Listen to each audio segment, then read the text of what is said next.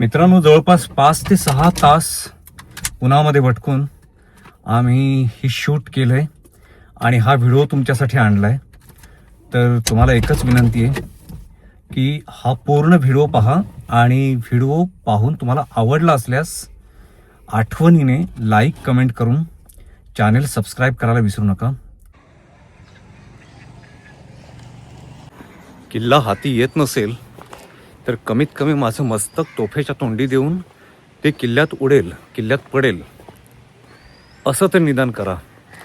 असे उद्वेगाचे उद्गार चिमाजी अप्पा म्हणजेच पहिल्या बाजीरावांचे धाकटे बंधू, ज्यांचं नाव होतं चिमाजी अप्पा, या चिमाजी अप्पांनी ज्या किल्ल्याच्या लढाईच्या वेळेला काढले होते तो किल्ला म्हणजेच वसईचा किल्ला.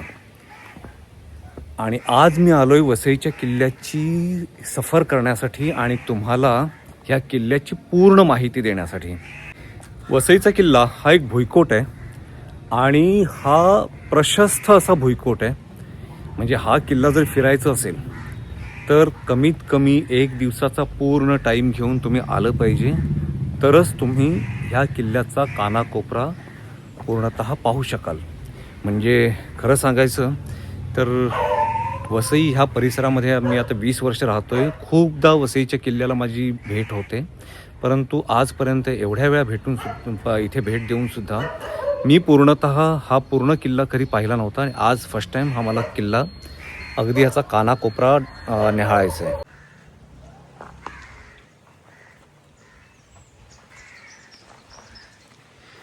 या किल्ल्याला एकूण 3 प्रवेशद्वार आहेत.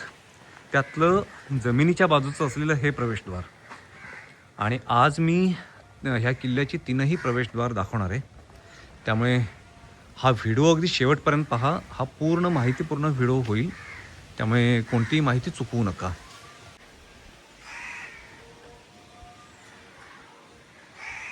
किल्ल्याचं प्रवेशद्वार हे शत्रूला चकवा देणार आहे. किल्ल्यातून ह्या प्रवेशद्वारातून आत आलं की ह्या इकडच्या बाजूला हा असा एक बुरुजाचा भाग लागतो. आता इथे हे हल्लीच्याच काळामध्ये एक मंदिर बनलं आहे आणि या इकडच्या बाजूने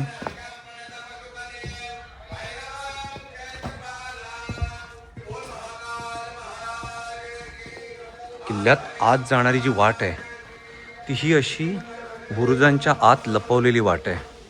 म्हणजे जर शत्रू किल्ल्यात आलाच तर इथे त्याची धांदल होईल अशी रचना इथे केलेली दिसते. आणि हे किल्ल्याचं दुसरं प्रवेशद्वार. थोडक्यात रचना अशी आहे की पहिला दरवाजा ओलांडून शत्रू जर आत आलाच तर तो ह्या दुसऱ्या दरवाजामध्ये इथे त्याची कत्तल केली जाऊ शकते. पहिल्या दरवाजातून आत आलं की दरवाजाच्या वरचं नक्षीकाम हे अशा पद्धतीचं दिसतं. इथे तटबंदीवरती जाण्यासाठी इथून पायऱ्या आहेत. तर आपण आता तटबंदीच्या वरती जाऊन पाहूया.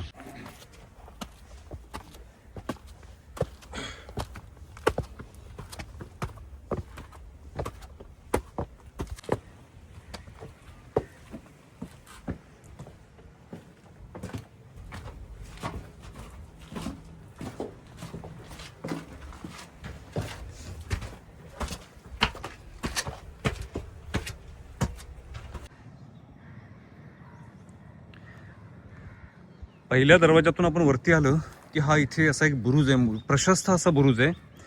आणि ह्या किल्ल्यावरती एकूण असे 10 बुरुज आहेत जे किल्ल्याच्या संरक्षणासाठी बनवले होते. तटबंदीच्या वरून आपण ह्या किल्ल्याची ही अशी रचना बघू शकतोय. तटबंदीच्या मध्येच हा असा भाग ठेवला आहे की जेणेकरून आलेला शत्रू त्याला चकवा बसू शकेल, तो फसवला जाऊ शकेल. आणि इथं पाहू शकाल या तटबंदीची रुंदी किती आहे. काही ठिकाणी तटबंदी ही अगदी 40-50 फूट रुंदीची सुद्धा आहे. या बुरुजावरून खाली उतरण्यासाठी ह्या समोर अशा इथे ह्या पायऱ्या दिसत आहेत. ह्या किल्ल्यामध्ये एकूण 3 प्रशस्त अशी चर्च होते आणि समोर सुद्धा एका चर्चचा उद्ध्वस्त झालेला भाग दिसतोय.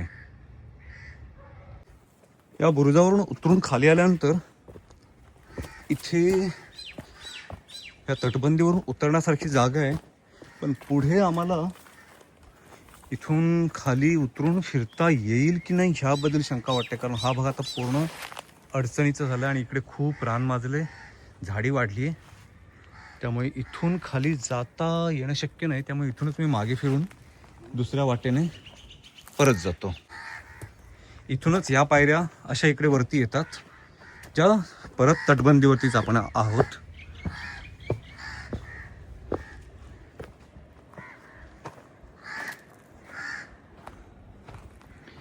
वसईचा किल्ला हा खूप मोठा भूलभुलैया असल्यासारखा आहे. भले हा भुईकोट होता, परंतु हा किल्ला जिंकण्यासाठी चिमाजी अप्पांना कित्येक महिने वेढा देऊन बसावं लागलं होतं.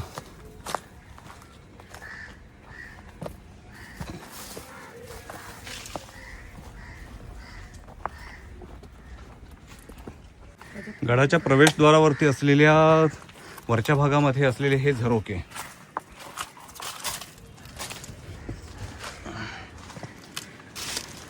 आणि आता मी उभं आहे ते गडात प्रवेशद्वाराच्या वरचा भाग, आणि इथून हा भाग खालचा भाग दिसतोय जिथे आम्ही या गडाच्या मुख्य प्रवेशद्वारातून आत आलो होतो. या बुरुजावरून परत पुढे जाणं शक्य नसल्यामुळे आता मी परत बुरुजावरती जाऊन तिथूनच जिकडून पहिल्यांदा बुरुजावरती चढलो होतो त्या पायऱ्यांनी आता परत खाली उतरेन आणि पुढचा जो भाग आहे तो तुम्हाला त्या साईडनेच चालत जाऊन दाखवेन. वसईचा हा किल्ला हा सुरुवातीला भोंगळे राजांची एक गढी होती इथे 12व्या शतकामध्ये. म्हणजे असं नाही आहे की आपल्याला फक्त जो वसईच्या किल्ल्याबद्दलचा जो इतिहास माहिती आहे तो फक्त आपण पोर्तुगीजांचा इतिहास एवढंच माहिती आहे. पण त्यापूर्वीही 12व्या शतकामध्ये भोंगळे राजांची ही गढी होती छोटी. नंतर ही गढी मला वाटतं 16व्या शतकामध्ये नंतरच्या काळामध्ये गुजरातच्या सुलतानाने ती गढी जिंकून घेतली आणि गुजरातच्या सुलतानाचा अंमल ह्या वसईच्या किल्ल्यावरती सुरू झाला. त्यानंतर परत 16व्या शतकामध्ये म्हणजेच 1536 ते 1600 हा मोठा जो कालखंड आहे, 64 वर्षांचा कालखंड आहे. ह्या कालखंडामध्ये पोर्तुगीजांनी गुजरातच्या सुलतानाकडून हा किल्ला म्हणजे सुलतानाने जो किल्ला बांधला होता गडीवरती, तो किल्ला नंतर परत पोर्तुगीजांनी जिंकून घेतला आणि ह्या किल्ल्याचं परत नव्याने बांधकाम केलं गेलं. आणि ते बांधकाम जवळपास 64 वर्ष म्हणजे 1536 पासून ते 1600 ह्या कालखंडामध्ये पोर्तुगीजांनी ह्या किल्ल्याचं काम केलं आणि हा किल्ला भक्कम बनवला. आता तुम्ही पाहाल की हा किल्ला फिरण्यासाठी मला आज पूर्ण दिवस लागेल, एवढा मोठा किल्ला आहे हा. साधारणपणे 150 एकरांमध्ये हा किल्ला आहे. 150 एकर हा खूप मोठा भाग आहे आणि तेवढ्या भागामध्ये हा किल्ला आहे. या किल्ल्यामध्ये अख्खं गाव आहे. त्यामुळे ह्या किल्ल्याची व्याप्ती एवढी मोठी आहे की हा किल्ला फिरण्यासाठी आज मला कमीत कमी 1 दिवसाचा टाईम पूर्ण लागणार आणि पूर्ण टाईम घेऊन तुमच्यासाठी मी आलो आहे. तर माझ्यासोबत शेवटपर्यंत राहा. सुमारे 450-500 वर्षांपूर्वी महाराष्ट्रात पोर्तुगीज पद्धतीचं एक असं शहर होतं की ज्याच्यामध्ये ऑफिसर्स, सैनिक यांची घरं होती, 3 चर्चेस होते. इथं हॉस्पिटल्स, बाजारपेठ, कोर्ट, म्युनिसिपल कॉर्पोरेशनचं ऑफिस, कॉलेजेस, विहिरी आणि सुसज्ज असे रस्ते, हॉटेल्स, ड्रेनेज सिस्टम असं सगळं होतं. आणि असं हे पोर्तुगीज स्टाईलचं हे शहर होतं आणि हे मुंबईपासून अगदी जवळ होतं. आणि हे आज सांगितलं तर कदाचित कोणाला त्याची खात्री पटणार नाही, पण ते शहर म्हणजेच हा वसईचा किल्ला. मगाशी मी सांगितल्याप्रमाणे या किल्ल्यामध्ये एकूण 3 चर्च होते आणि त्या चर्चपैकी हा असलेला पहिला चर्च. इथं पाहता येईल की हे पिलर्स पूर्ण दगडाचं कोरीव काम असलेले पिलर्स आहेत. या कमानी सुद्धा दगडामध्येच बनवलेल्या आहेत.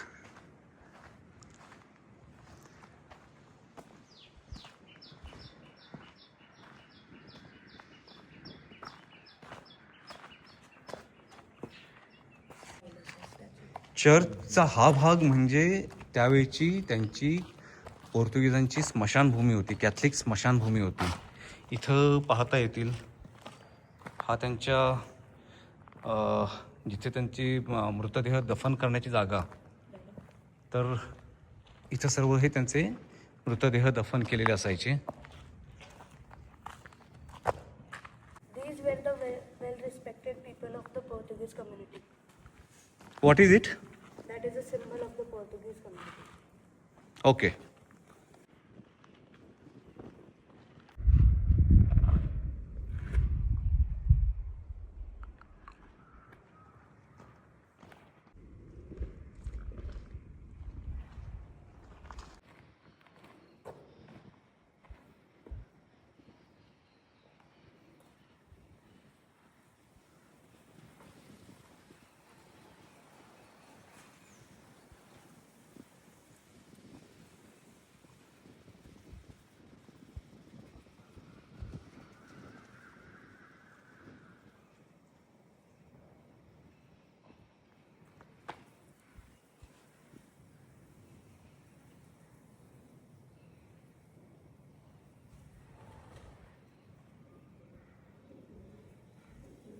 आतील भागामध्ये सुद्धा इकडून ही असे बाहेर जाण्यासाठी जागा आहे आणि ह्या साईडने असं ह्या पायऱ्या आहेत की ज्याने आपण वरच्या भागात जाऊ शकतो.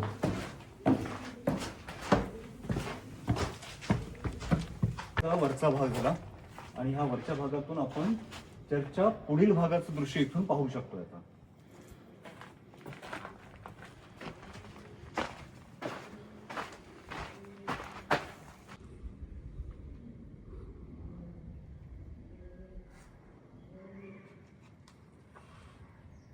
इथं पाहता येईल छताला, चर्चच्या छताला कशा पद्धतीचं नक्षीकाम केलेलं आहे, म्हणजे दगडांची रचना कशी केली आहे हे आपल्या अगदी इमॅजिनेशनच्या पण पलीकडचं आहे.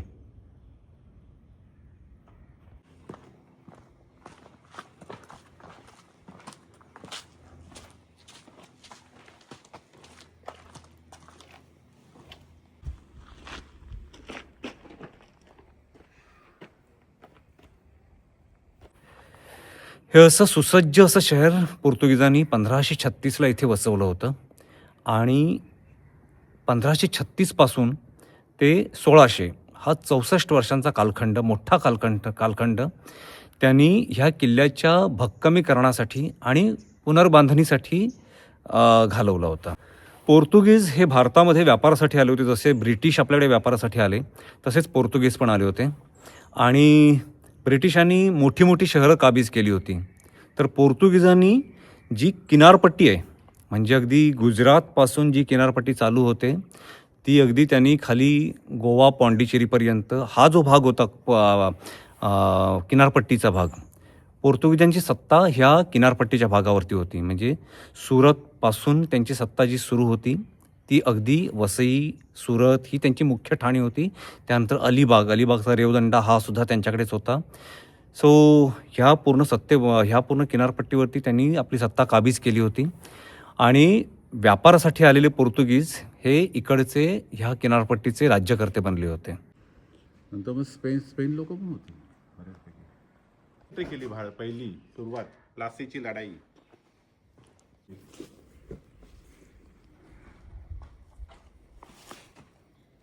तिथून मग त्यांनी भारतात प्रवेश केला कलकत्त्यावरून.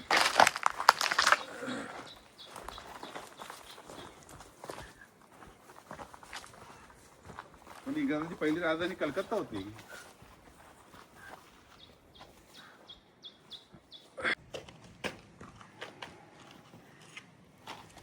या झाडीमध्ये काही अवशेष दिसत आहेत, तर ते जवळ जाऊन पाहण्याचा प्रयत्न करतो काय नेमकं आहे इथे. इथं फार काही पाहता येणार नाही आहे. इथे कुठल्या तरी वास्तूचेच काही वाड्याबेड्याचे काही अवशेष होते, परंतु इथं आता झाडी खूप माजली आहे, त्यामुळे इथे जाता येणार नाही आहे. इथून फक्त पाहता येईल. इथे एक भिंत दिसते.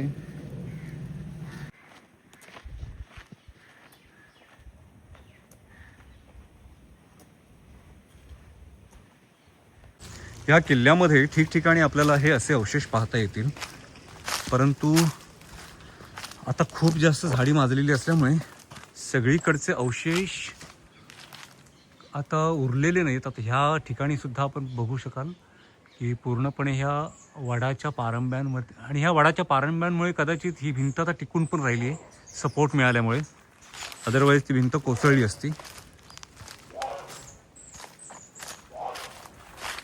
इथे सुद्धा हा एक टॉवर टाईपच काहीतरी दिसतंय.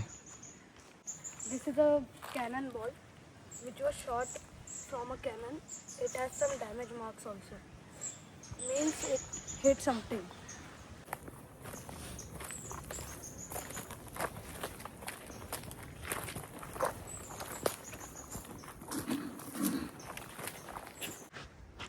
ही किल्ल्याची समुद्राकडच्या बाजूची तटबंदी, आणि ह्या तटबंदीवरती जाण्यासाठी इथून पायऱ्या होत्या. आता त्या पायऱ्या उद्ध्वस्त झाल्यात, पण तरीही आपण इथून तटबंदीवरती जाऊ शकतो. डॉकला जायचं ना. शांत राहता.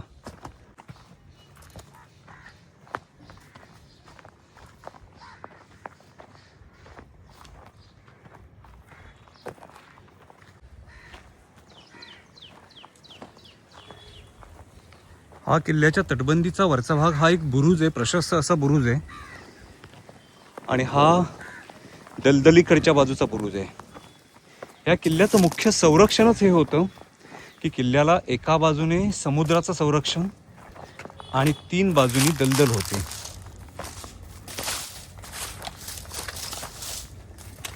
जो भाग पूर्वी दलदलीचा होता त्या भागामध्ये आता हे असं इकडे लोकवस्ती आहे.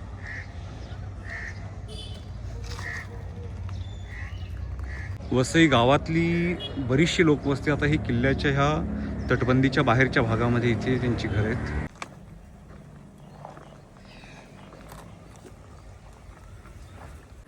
किल्ल्यांची मराठा पद्धतीची बांधणी किंवा मुघल पद्धतीची बांधणी किंवा ही पोर्तुगीज किंवा ब्रिटिश शैलीतली बांधणी, ह्याच्यामध्ये फरक असायचे. मराठा शैलीमध्ये किल्ल्यांचे जे बुरुज असायचे हे अर्ध गोलाकार आकाराचे असायचे, आणि पोर्तुगीज बांधणीचे जे बुरुज असायचे हे चौकोनी आकाराचे असायचे. चौकोनी किंवा आयताकृती म्हणजे कोनामध्ये असायचे, ते गोल कधी नसायचे. तसाच हा बुरुज सुद्धा हा किल्ल्याचा एका बाजूचा कोन असल्यामुळे, तटबंदीचा कोन असल्यामुळे तिथे आता हा काटकोनात असलेला हा बुरुज होता. या किल्ल्याची तटबंदी ही साधारणपणे 50 ते 60 फूट उंचीची होती, आणि काही ठिकाणी ही तटबंदी तेवढ्याच रुंदीची पण आहे. मध्ये हे असे पोर्तुगीज अधिकाऱ्यांच्या निवासस्थानांचे अवशेष दिसत आहेत. हे या किल्ल्यामधलं दुसरं चर्च आहे, आणि हे अगदी सुस्थितीत दिसतंय.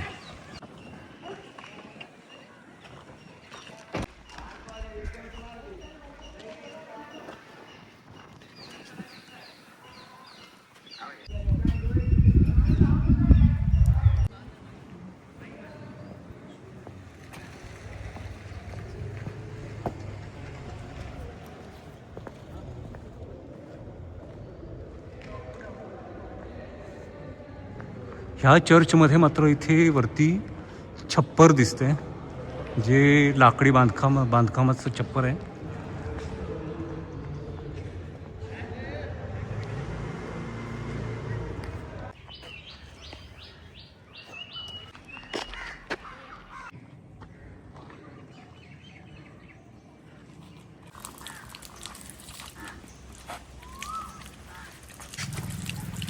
अरे हा तू दुसरं देते.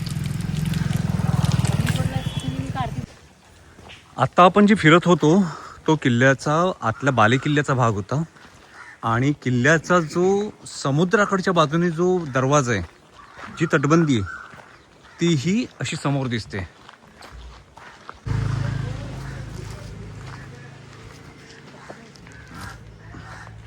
ह्या भागामध्ये खूपच थोडी घाण आहे, त्यामुळे मला आतमध्ये जास्त पुढे जाता येणार नाही आहे. पण ही किल्ल्याची समुद्राकडची तटबंदी आहे आणि ह्या इथे काहीतरी वाड्याचे वगैरे अवशेष दिसत आहेत. गुगलवरच्या माहितीप्रमाणे ह्या किल्ल्याला 2 प्रवेशद्वार सांगितलेली आहेत, पण माझ्या माहितीप्रमाणे, कारण हा किल्ला मी खूपदा फिरलो आहे आणि माझ्या माहितीप्रमाणे ह्या किल्ल्याला 3 प्रवेशद्वार आहेत. त्यातलं हे समुद्राकडच्या बाजूचं एक प्रवेशद्वार, दुसरं जे होतं मी तुम्हाला सुरुवातीलाच एकदम दाखवलं ते पहिलं प्रवेशद्वार जे जमिनीकडच्या बाजूने आहे, आणि समुद्राकडच्या बाजूचं आणखीन एक प्रवेशद्वार आहे ते बंदराच्या साईडने, तेही मी तुम्हाला दाखवेन पुढे. आणि ही किल्ल्याच्या बाहेर असलेली कोळी वस्ती, हा इकडचा कोळीवाडा. आणि हे आणखीन पुढे खूप मोठं गाव आहे. आपण आता तिकडे जाणार नाही आहोत.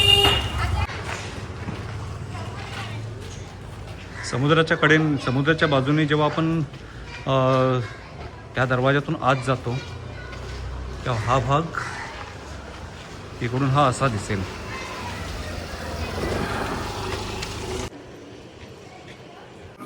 किल्ल्याचा आवाका एवढा मोठा आहे की आता जवळपास 2-2.5 तास झाले असतील आम्ही फिरतोय, तरी अजून आम्ही फक्त किल्ल्याचा 25% भागच कव्हर करू शकलो आहे. अजून खूप फिरायचं बाकी आहे, त्यामुळे शेवटपर्यंत पाहत राहा आणि त्या किल्ल्याची संपूर्ण माहिती तुम्हाला त्या ब्लॉगमध्ये भेटेल. समोर दिसणारी तटबंदी हा भाग बालेकिल्ल्याचा भाग आहे.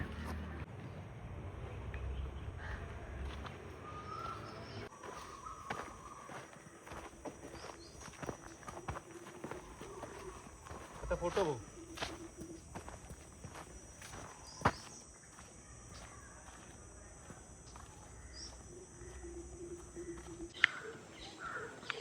हा झाला बालेकिल्ल्याचा दरवाजा.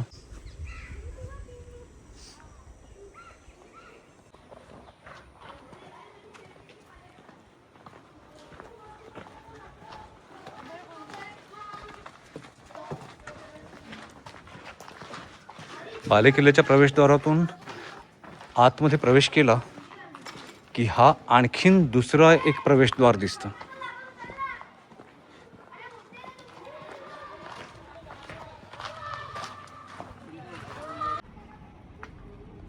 बालेकिल्ल्याची तटबंदी सुद्धा एकदम प्रशस्त आहे की त्याच्यावरती अगदी व्यवस्थितपणे चालता येऊ शकेल.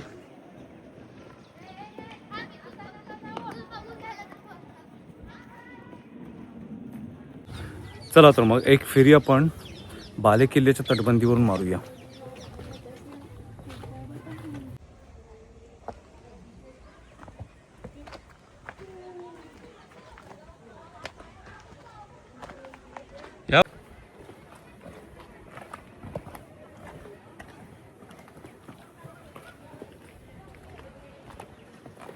बालेकिल्ल्याच्या तटबंदीलाही ठिकठिकाणी हे जंग्या आणि झरोके आहेत शत्रूवरती लक्ष ठेवण्यासाठी.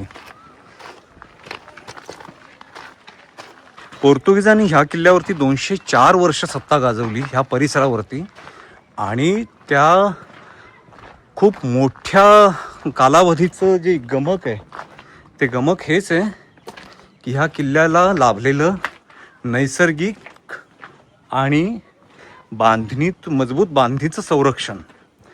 नैसर्गिक एवढ्यासाठीच की ह्या किल्ल्याच्या 4 बाजूंपैकी 3 एका बाजूला समुद्राचं नैसर्गिक संरक्षण आणि 3 बाजूंना दलदल म्हणजे खाडीचा भाग. त्यामुळे हे असं एवढं नैसर्गिक संरक्षण त्याला लाभलं होतं. आणि त्यात हा किल्ला एवढा मजबूत बांधलेला आहे, जरी हा भुईकोट असला तरी ह्या किल्ल्याची बांधणी एवढी मजबूत होती की ह्याच्या भिंती तुम्हाला मी मगाशी दाखवल्याप्रमाणे कमीत कमी काही ठिकाणी किल्ल्याची तटबंदी ही 50-60 फुटांपर्यंत रुंद होती. अगदी ही बालेकिल्ल्याची तटबंदी पाहाल, ही बालेकिल्ल्याची तटबंदी सुद्धा अगदी सहजगत्या एक कार जाऊ शकते एवढी रुंदी ही फक्त चालण्यासाठी आहे. त्या पलीकडे आणखीन कमीत कमी 4 फुटाची रुंदी ही त्या तटबंदीच्या संरक्षणासाठी केलेली आहे. म्हणजे इथे सुद्धा 10-10 फुटाची तटबंदी ही बालेकिल्ल्यालाच आहे.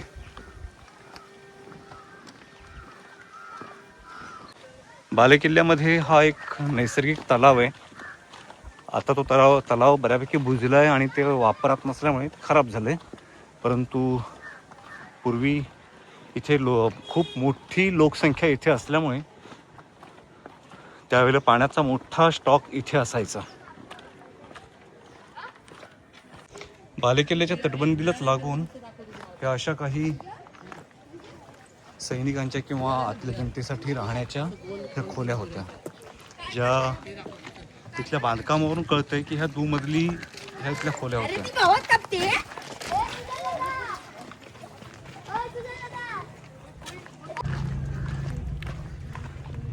बालेकिल्ल्याला लागून हा किल्ल्याचा आणखीन एक बुरुज आहे. या बुरुजावरती जाण्यासाठी पण ह्या अशा इथून पायऱ्या चढून जावं लागतं.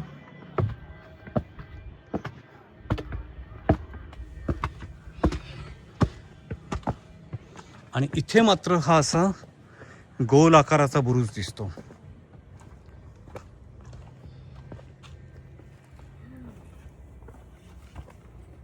या बुरुजावरती उभं राहिलं की इथून बालेकिल्ला पूर्ण आपल्या दृष्टिक्षेपात येतो.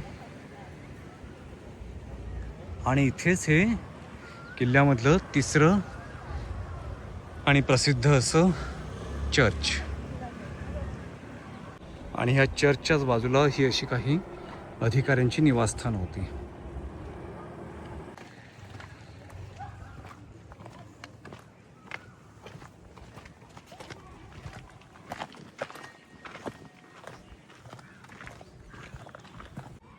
बालेकिल्ल्याच्या मध्यभागीच असलेली ही एक दगडात कोरलेली विहीर आहे.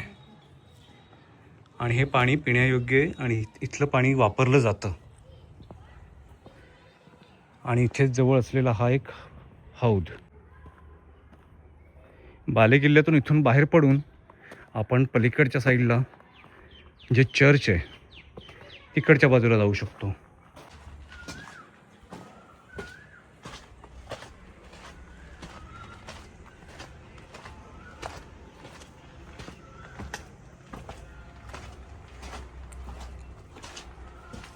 हे आहे किल्ल्यातलं तिसरं चर्च. चर्चच्या कमानीला पण छताला हे असं सेम दगडी काम केलेलं दिसतंय.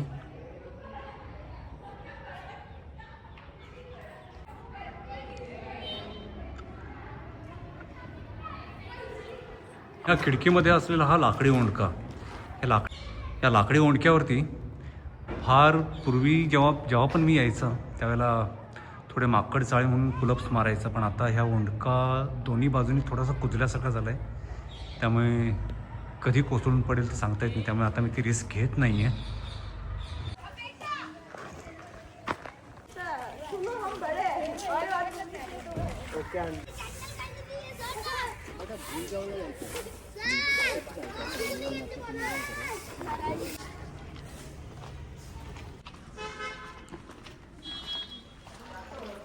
इथे पण ह्या काही निवासस्थानांचे अवशेष आहेत. आणि हे 2 मजली होतं किंवा 3 मजली होतं, हे इथल्या मध्ये जे खोबण्या आहेत खांब रोवण्यासाठी त्याच्यावरून कळतंय. ही इथे पण काही निवासस्थानं होती.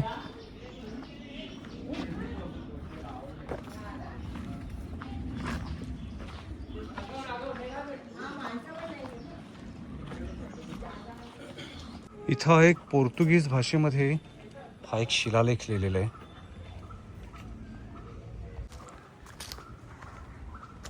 हा किल्ला म्हणजे आपण जेवढं फिरू तेवढं काहीतरी नव्याने दिसण्यासारखं आहे.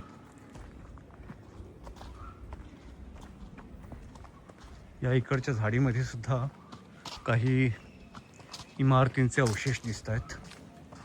आणि अगदी दोन्ही बाजूला हे इमारतींचे भग्नावशेष दिसत आहेत.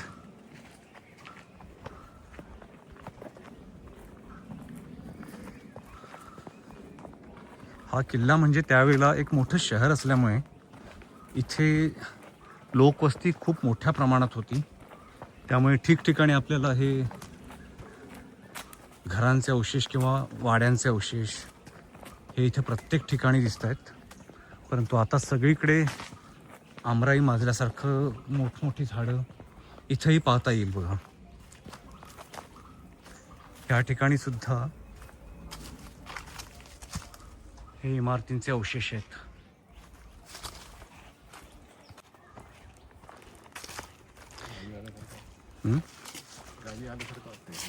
या आणि हा भुईकोट आहे असल्यामुळे याला जास्त जागा आहे.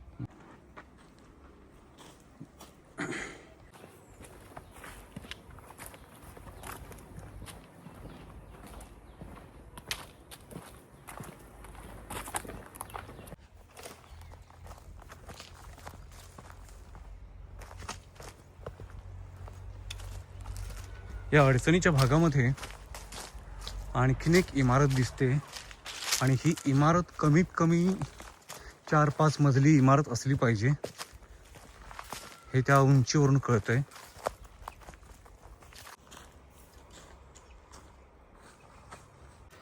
या भिंतीनं असलेल्या खोबण्यांवरून एवढं कळतंय की ही कमीत कमी 5 मजली इमारत होती आणि वरचा मजला पूर्णतः उद्ध्वस्त झालाय. तर त्याच्यावरती सुद्धा आणखीन मजले असतील तर ते आता नक्की सांगता येणार नाही, पण 5 मजले होते या इमारतीला एवढं तरी नक्की इथून ह्या भिंतीकडे बघून आणि भिंतींमध्ये असलेल्या खोबण्यांवरून कळतंय.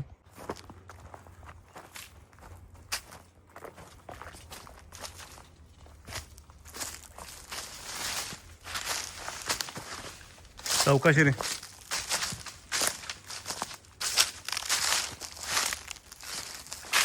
आतमध्ये पूर्ण झाडं वेली हेच जमा झालं इथे.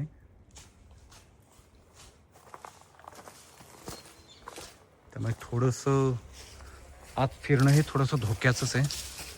त्यामुळे आत फिरायचंच असेल तर ती खबरदारी घेतच फिरलं पाहिजे. ही इमारत पण चर्चच होतं असलं पाहिजे एवढं आता ह्या इकडच्या इथं आल्यानंतर आत आल्यानंतर ह्या बांधकामावरून कळतंय. इथंही बाकीच्या इतर चर्चसारखंच दगडात कोरलेलं नक्षीकाम आहे छताला. पण आता हे छत छप्पर पूर्णतः ढासळलेलं आहे आणि कधी ते कोसळून पडेल ते सांगता येत नाही आहे. त्यामुळे फार जास्त इथे उभं राहण्यात पण पॉईंट नाही आहे. इतिहासामध्ये वसई हे फार मोठं बंदर होतं आणि ह्या बंदरातून परदेशी व्यापार जहाजांद्वारे परदेशी व्यापार चालत असे.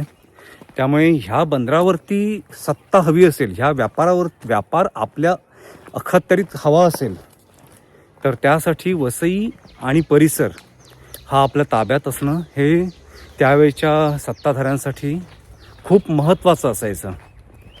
आणि त्यामुळेच त्या व्यापाराच्या रक्षणासाठी आणि तिथून मिळणाऱ्या मोठ्या इन्कमसाठी हा इथं 12व्या शतकामध्ये असलेला किल्ला होता. आणि वेगवेगळी सत्तांतरं झाली. हा किल्ला किंवा हा व्यापारी परिसर हा आपल्या अखत्यारीत ठेवण्यासाठी प्रत्येक सत्ताधाऱ्यांची ह्या परिसरावरती नजर असायची. आणि ह्यातला बराच काळ म्हणजे जवळपास 2 शतकांचा काळ ह्या भागावरती ह्या परिसरावरती पोर्तुगीजांनी सत्ता केली होती. बराच वेळ उन्हामध्ये फिरल्यानंतर आता आम्ही लंच ब्रेक घेतोय कारण हा किल्ला फिरण्यासाठी आणखीन म्हणजे आता अर्धा दिवस झाला आहे पण उरलेला अर्धा दिवस उरलेले अवशेष बघण्यासाठी जाणार आहे. त्यामुळे भुका पण लागलेत. त्यामुळे आता आम्ही जेवून घेतो आणि त्यानंतर उरलेला किल्ला तुम्हाला लंच नंतर सेकंड हाफमध्ये दाखवतो. हा जो रस्ता दिसतोय ही समोरची किल्ल्याची तटबंदी फोडून बनवलेला रस्ता आहे किल्ल्यामध्ये. कारण आतमध्ये पुढपर्यंत एंडपर्यंत बस जाते तर ती ह्या बससाठी मार्ग करण्यासाठी ही तटबंदी फोडली. ही भिंत ह्याच्याकडची म्हणजे जमिनीकडची तटबंदी होती ती फोडून हा इकडे रस्ता बनवतो. उन्हात बराच वेळ फिरल्यानंतर इथं असं लिंबू सरबत पिणं गरजेचं आहे.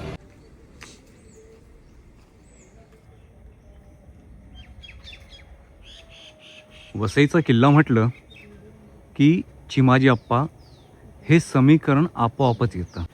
वसईची लढाई किंवा वसईच्या विजयाचे शिल्पकार हे चिमाजी अप्पाच होते.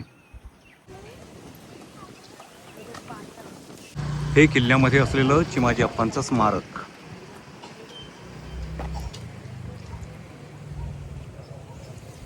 ही दूरवर दिसते ही किल्ल्याची तटबंदी.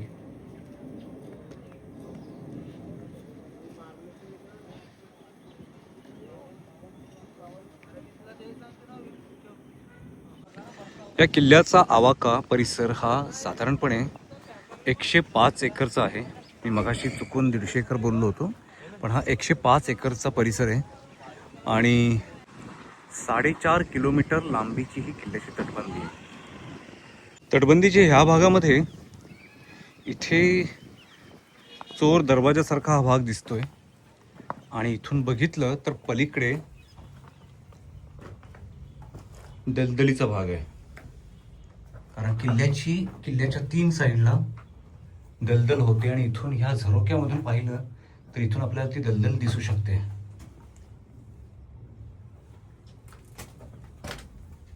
म्हणजे कदाचित जेव्हा भरती वगैरे असेल तेव्हा पाणी ह्या आतमध्ये पण येत असेल किल्ल्याच्या ह्या भागात. किल्ल्याच्या तटबंदीमध्ये इथं हे जे भिंतीसारखे जे भाग दिसत आहेत, हा भाग जो आहे, ह्या ज्या भिंती दिसत आहेत, हे दुसरं तिसरं काही नसून ह्या तटबंदीला सपोर्ट देण्यासाठी आहे. म्हणजे संरक्षणाच्या बाबतीत ह्या किल्ल्यामध्ये अशी कोणतीच कमतरता दिसत नाही आणि हेच ह्या किल्ल्याचं सर्वात मोठं सामर्थ्य होतं ह्या किल्ल्याचं, की हा किल्ला 205 वर्ष पोर्तुगीजांच्या अंतर्गतच होता.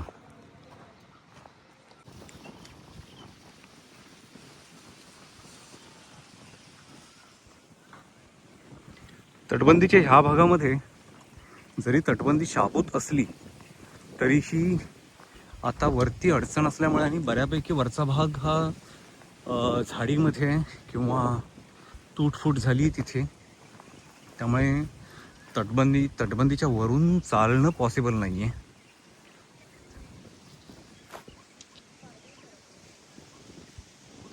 या समोरच्या तटामध्ये पायऱ्या दिसत आहेत. जर कदाचित तटबंदीवरती जाण्यासाठी तिथून जाणं तिथे शक्य असेल तर मी तटबंदीवरती जाऊन तुम्हाला वरून कसं दृश्य दिसतंय ते दाखवण्याचा प्रयत्न करेन, परंतु थोडं अडचणीचंच दिसतंय हे.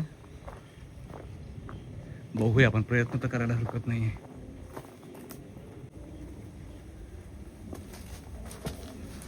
थोडं अडचणीचं आहे पण जाण्याचा प्रयत्न करूया.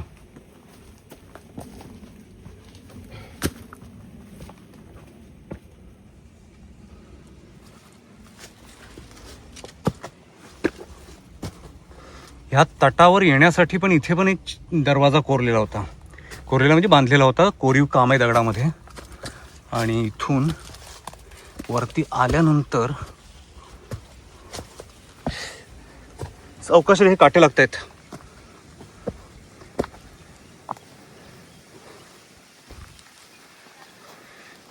इथे सुद्धा आपण असं प्रशस्त अशा ह्या तटबंदीवरती, इथे सुद्धा तटबंदी अगदी 50-60 फुटापेक्षा सुद्धा खूप जास्त रुंदीची तटबंदी ही समुद्राकडच्या बाजूला पण होती.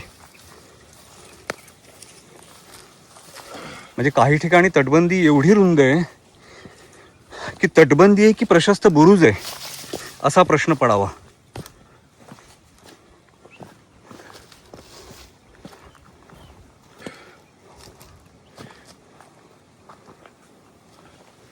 या तटबंदीच्या वरून पाहिलं तर जो बाहेरचा जो दलदलीचा भाग होता या किल्ल्याचा, बाहेरची जी दलदलीचा परिसर तो आपण इकडून बघू शकतो. आणि हे या किल्ल्याचं एक स्ट्रेंथ होतं की इकडून हल्लाच होऊ शकत नाही दलदलीकडच्या भागाने.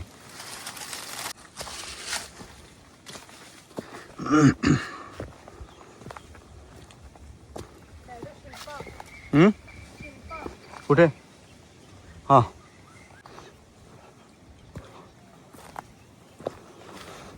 मला कल्पना नव्हती की ह्या बाजूने तटबंदीवरती फिरता येऊ शकेल असं.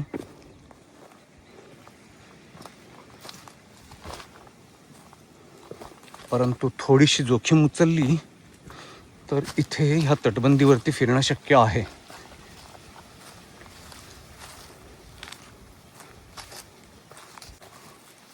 आता मी ज्या बुरुजावरती उभा आहे या बुरुजाच्या एकदम एंडला आलं. थोडी अडचण आहे, पण इथून समोर हा तटबंदीचा भाग आणि हा पलीकडचा दलदलीचा भाग हे इथून स्पष्ट कळू शकतं.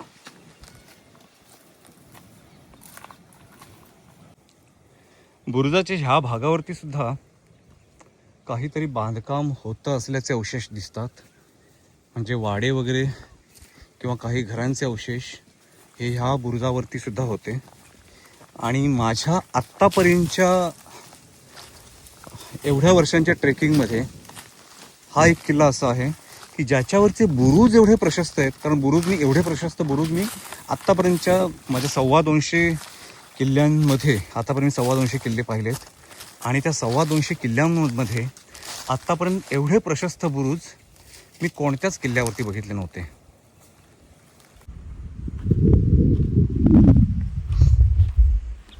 दोन लहान मुलं खेळत आहेत. बघूया मला एक बॉल तरी खेळायला मिळतोय का.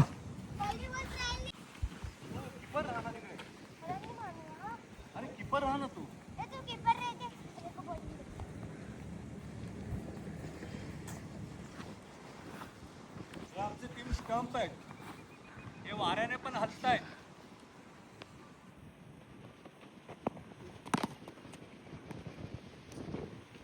बाबू सुपर फास्ट बॉलर आहे.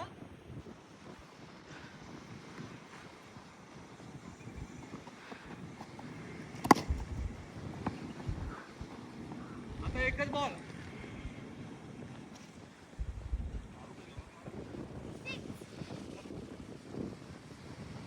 बाबू आता 6.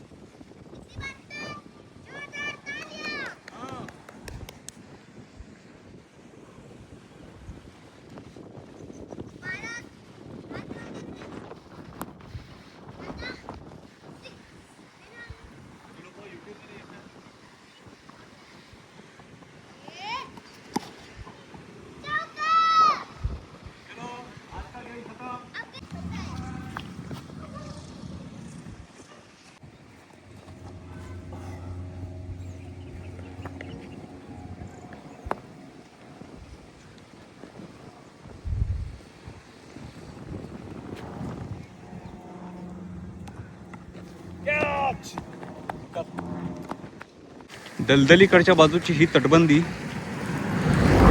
ही पुढे जाऊन समोर जी दिसते इथे संपते म्हणजे इथे ही तटबंदी फोडून हा इथे रस्ता बनवलाय.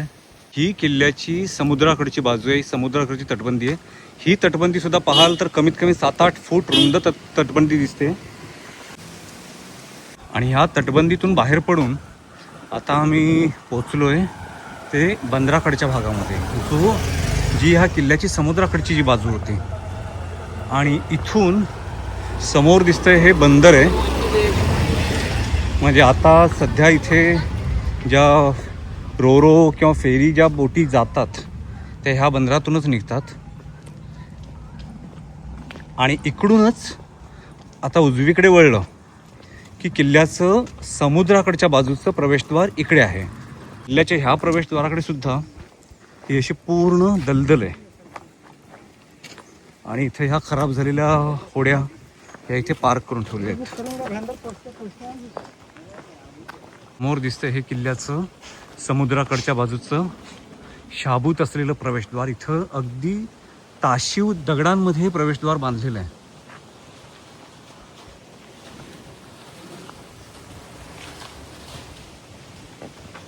ह्या प्रवेशद्वाराची उंची कमीत कमी 40-45 फुटाची उंची दिसते.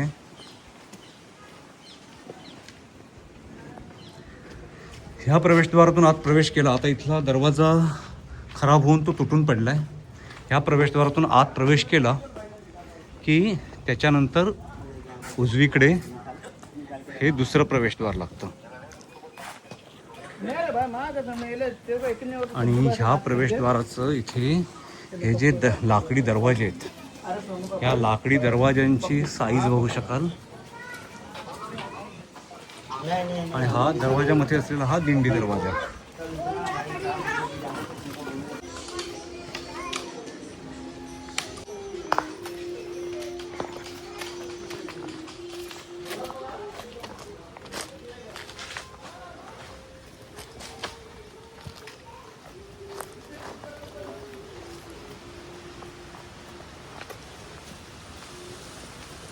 इथे पाण्याची विहीर दिसते, पण आता ह्याच्यामध्ये कचरा पडलाय त्यामुळे पाणी खराब दिसते.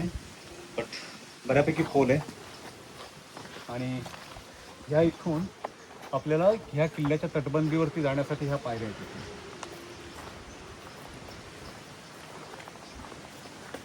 इथंही कुठल्या तरी वाड्याचे अवशेष होते. तर त्या आता तटबंदी वाड्याच्या भिंती पूर्ण कोसळलेल्या आहेत.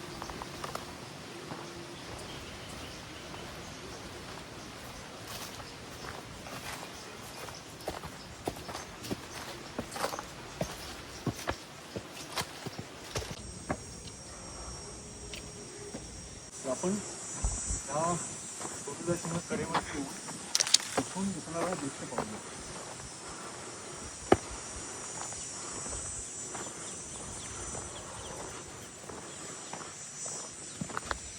इथंही पाहता येईल की हा बुरुज सुद्धा किती प्रशस्त आहे.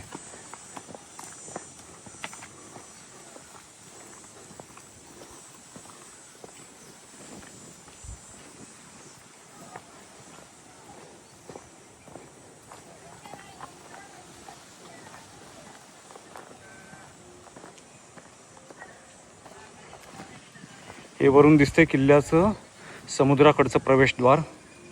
आणि ह्या बाजूला असलेलं हे हा दुसरा दरवाजा. ह्या प्रवेशद्वारावरूनच तटबंदीवरून फिरण्यासाठी या इथून अशा पायऱ्या आहेत. आपण पाहूया या पायऱ्यांनी आपल्याला पुढे कुठपर्यंत जाता येईल. ते जेवढं जाता येईल तेवढं जाऊन पुढे जर वाट नसेल किंवा अडचण असेल तर परत येऊ.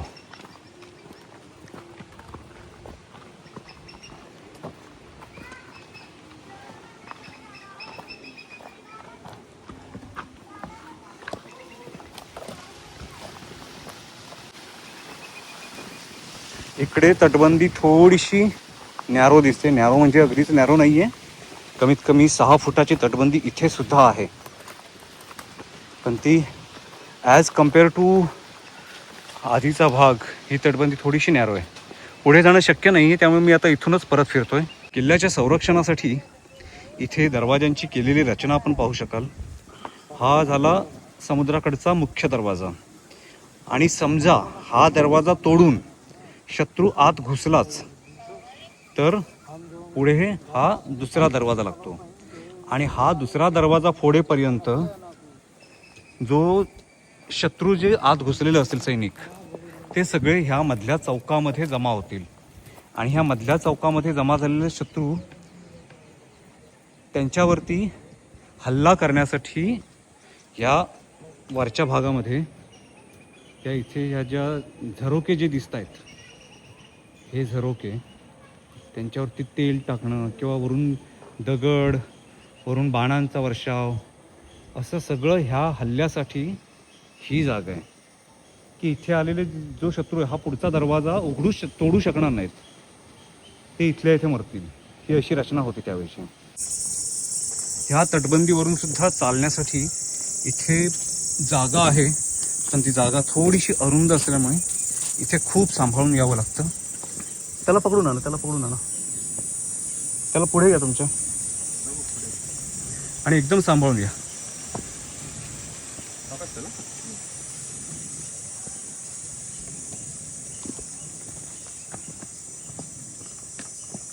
तटबंदीलाच लागून असलेल्या ह्या एका वाड्याची ही इथे भिंत आहे.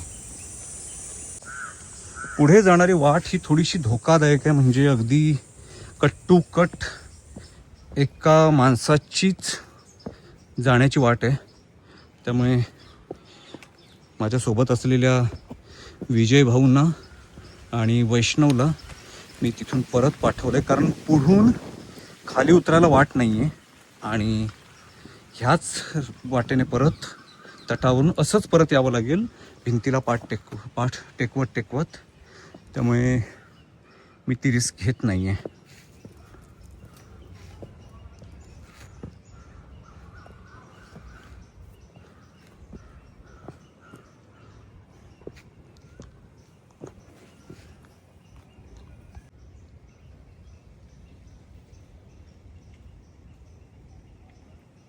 जे आपण मगाशी जे एक चर्च बघितलं होतं, हे चर्च हे ह्या बाजूने हे असं दिसतंय.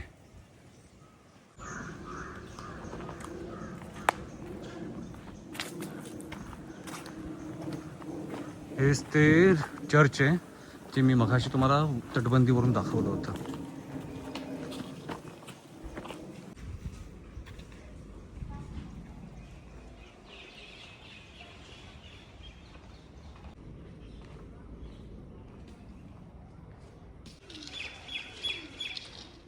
चर्चच्या ह्या समोरच्या भागामध्ये वरती जाण्यासाठी इथून हा जो भाग दिसतोय, हा जो दरवाजा दिसतोय, ह्या दरवाजातून आतमध्ये चक्राकार पायऱ्या आहेत.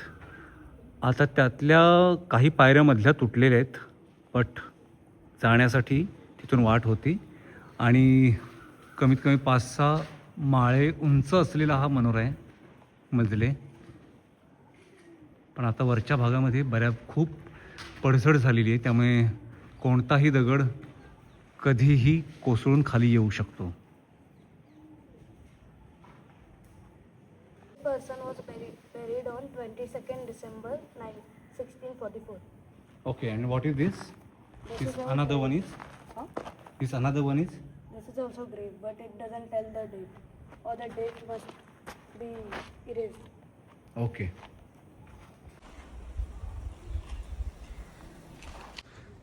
तटबंदीच्या इकडच्या भागामध्ये आतमध्ये खूप जास्त झाडी माजल्यामुळे आज पुढे जाणं शक्य नाही आहे. त्यामुळे आम्ही परत ह्या चर्चच्याच भागाकडून बाहेर निघतोय. गो. अंदर आहे. काही असू शकतं. लाईट नाही. थांब. पहिल्यांदा असतं. इथे आतमध्ये ह्या वरती जाण्यासाठी हे असे चक्राकार पायऱ्या आहेत, पण आतमध्ये असा खूप अंधार आहे. त्यामुळे हा पहिला फ्लोर. वरच्या पायऱ्या शाबूत आहेत की नाही ह्याबद्दल माहीत नाही आहे, पण आम्ही जेवढं ह्या पायऱ्यांनी वरती जाता येईल तेवढं वर जाण्याचा प्रयत्न करतोय. दुसरा फ्लोर. Second floor. तिकडे पुढे नको जाऊस, चल वरती.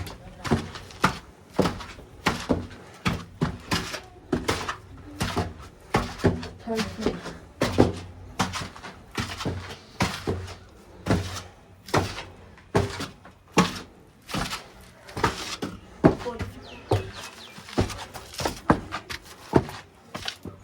वेट. आणि 4th फ्लोअरच्या वरचा भाग आता ढासळलेला असल्यामुळे वरती जाणं शक्य नाही आहे, परंतु इथूनच मी तुम्हाला हा खालचा भाग इथून दाखवतोय.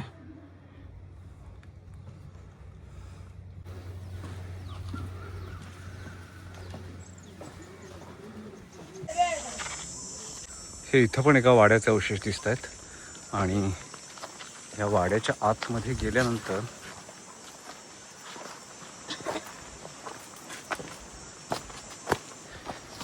इथेही काही चौथऱ्याचे अवशेष आहेत. झाड पडू शकतं. बुरुजाच्या पायथ्याचे हे दगड असं, आता ही 1-2 दगडांची रांग ही अशी ढासळताना दिसते. म्हणजे येत्या काळामध्ये हा बुरुज हळूहळू असा ढासळलेला असेल आता हे किल्ल्यावरती पाण्यासाठी असलेल्या साठ्यासाठी हा असलेला मोठा तलाव आणि ह्या तलावाच्याच बाजूला आता मला वाटतं ते वज्रेश्वरी देवीचं मंदिर आहे.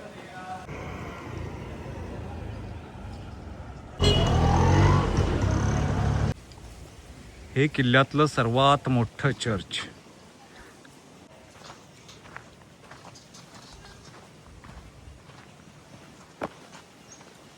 चर्चच्या प्रवेशद्वारावरती हे दगडात कोरलेलं हे सुबक नक्षीकाम दिसतंय. इकडील भागामध्ये सुद्धा जो दरवाजा आहे तिथेही सुबक नक्षीकामवाला हा दरवाजा आहे.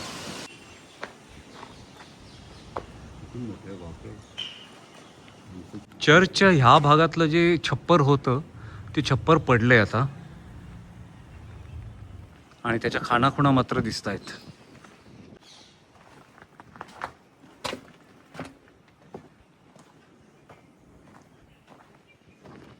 चर्चच्या इथे उभं राहिलं की हा जो मनोरा होता हा मनोरा कमीत कमी 5-6 मजल्यांचा होता आणि तो व त्याचा वरचा भाग पूर्ण ढासळून खाली पडलाय.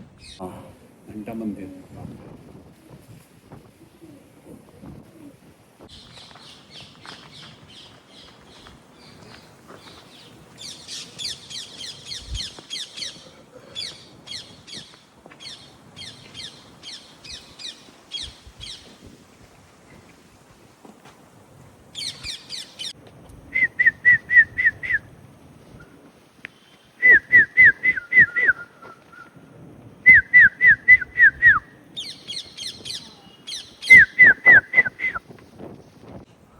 हा जो 4-5 मजली मनोरा दिसतोय ह्या मनोऱ्याच्या इथे ह्या दुसऱ्या माळ्यावरती हे बांधकाम अक्षरशः पोखरलंय. पण तरीही हे ह्या पोखरलेल्या लेअरच्या वरती सुद्धा अजून कमीत कमी 3 मजले हे बांधकाम टिकू नये. ज्याचा बेस एवढा खराब झालेला आहे तरी सुद्धा हे वरती 3 मजल्यांचं बांधकाम आणखीन अजून सुद्धा टिकू नये. 200 वर्ष इथे पोर्तुगीज राज्य करत होते आणि इथल्या स्थानिक प्रजेवरती जनतेवरती ते खूप अन्याय अत्याचार जुलूम त्यांचे चालले होते.